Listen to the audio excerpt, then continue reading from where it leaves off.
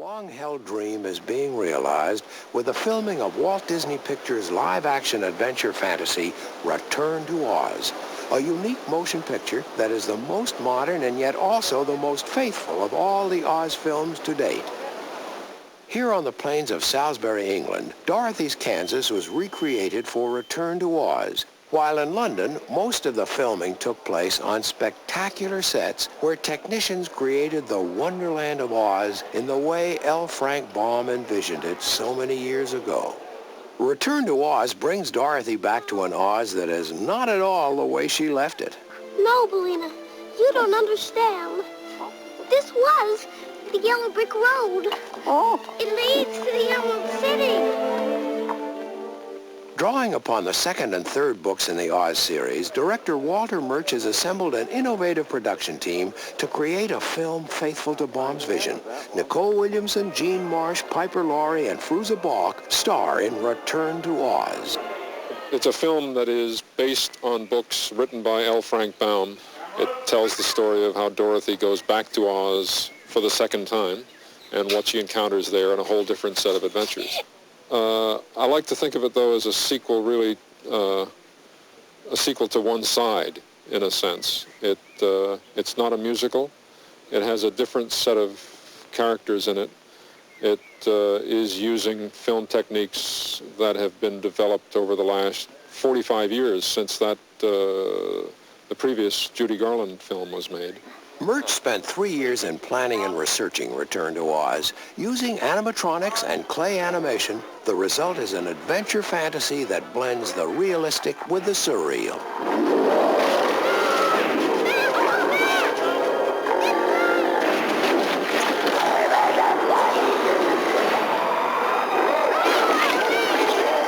We're trying to create the environment in Oz as Baum created it.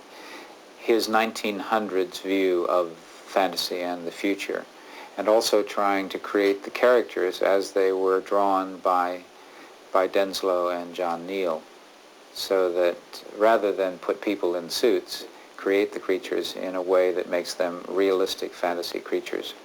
Return to Oz brings many of Baum's characters to the screen for the first time. Bellina, the talking hen. Tock, the mechanical man, and Jack Pumpkinhead, who all join Dorothy in her new adventure. Oh, sorry.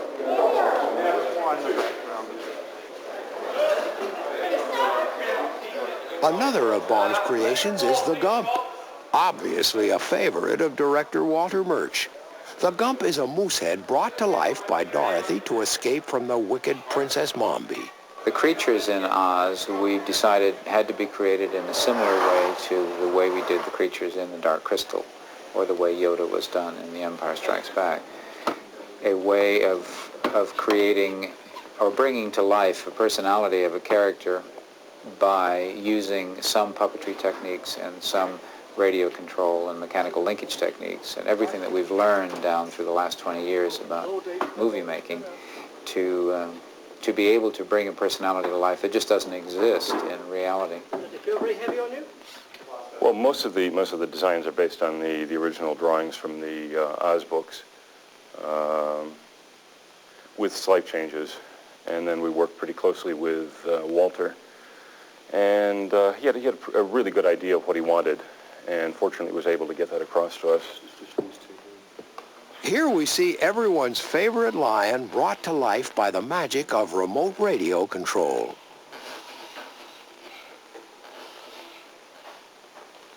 Walter's vision is tremendously supported by the Frank Baum books. Costumes, the creatures, even the sets, in many ways, are influenced by the plates, the illustrations in the original Baum books.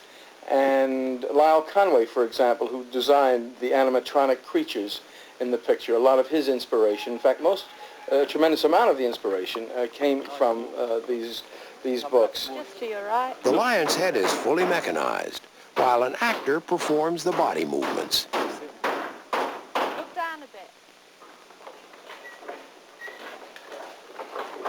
The Gump is an example of the most advanced technology in movie making today.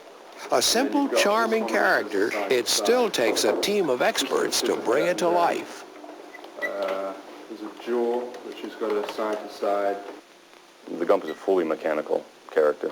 It's all cable operated, and you've got about 20 feet of cable on the Gump.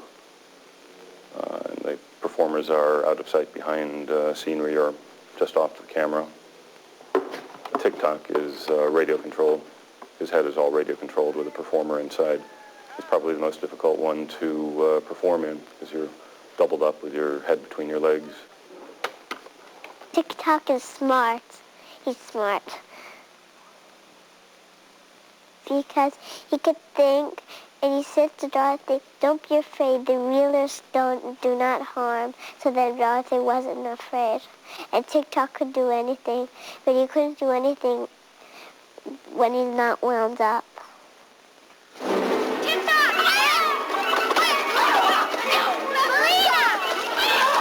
I am coming, Dorothy. Do not worry. I will save you. You! I'll have fries for breakfast.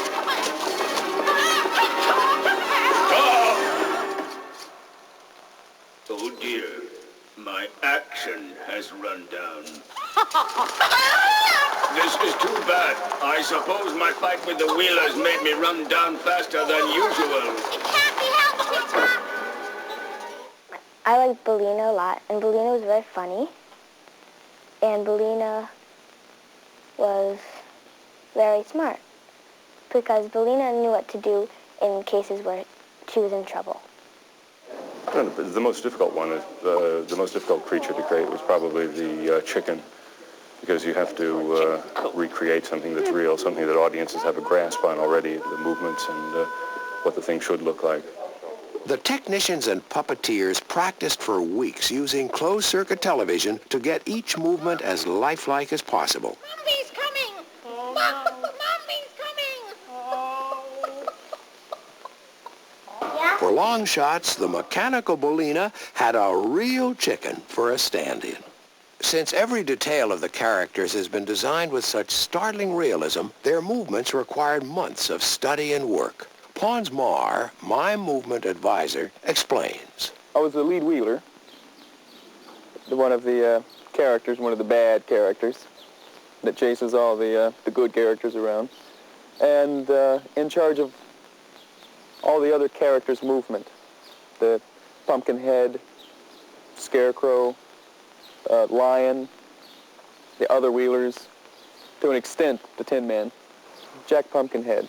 Initially, that was the hardest one, because that one was, as opposed to Scarecrow, which presented a set of problems of its own, it was really more of a known entity. With Jack, we had an almost wide open field in terms of establishing how his character would move and would read, would work. Then the limitations started coming in with how the puppet was built, what the puppeteers could do with that, and then what the human could do that was similar to what the puppeteers had done. So with Jack, we were trying to get the human to ape the puppet, and there was a looseness to the puppet that the human didn't seem to have. And it's like with the human Jack, he would be stiff like this. He would hold himself upright like that.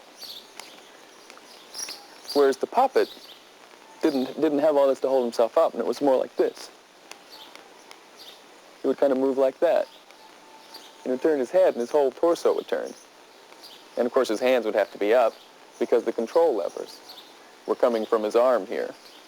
So I had to take Stuart and get him out of being really rigid to being able to be loose and give a little pop to his knee.